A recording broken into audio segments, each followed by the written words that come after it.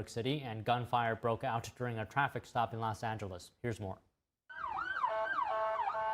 In New York, a routine immigration enforcement sweep on Canal Street in Chinatown quickly escalated. Federal agents with ICE and Border Patrol moved in on street vendors accused of selling counterfeit handbags and electronics. Within minutes, crowds gathered, shouting and blocking agents' vehicles. Homeland Security later said the operation was part of a broader crackdown on sellers of counterfeit goods. DHS spokesperson Tricia McLaughlin said agents arrested one person for assaulting an officer, but New York Mayor Eric Adams said his city was not involved in the immigration operation. He said that undocumented New Yorkers trying to pursue their American dreams should not be the target of law enforcement, and resources should instead be focused on violent criminals. While New York saw street protests, Los Angeles witnessed gunfire when a traffic stop turned violent.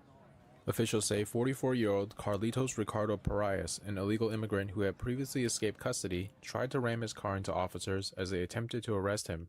The DHS says officers followed their training and fired defensive shots, and the man was shot in the elbow, and a U.S. Marshal was shot in the hand by a ricocheted bullet. Both are in the hospital. Parias faces one count of assaulting a federal officer. He has a considerable social media presence. According to local media, he has regularly documented federal immigration operations on his TikTok account and has more than 100,000 followers. McLaughlin has defended her agency's approach to immigration enforcement, saying officers aren't just going after random people. When we say we want the worst of the worst out of this country, it's not just a talking point, it really is what it is. That's who we're going after.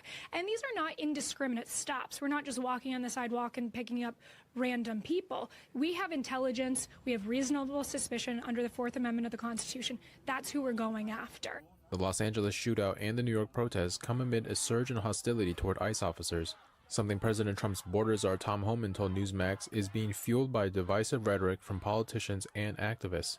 I think it's the cartels, but I also think it's the rhetoric, especially from elected mayors, elected governors, and elected congresspeople who want to compare ICE to terrorists and the Nazis. The far fringe on the left that become violent against ICE, they feel emboldened when the United States senator or a congressperson or a governor says ICE are Nazis and they're racist. That emboldens them to take more action against ICE officers.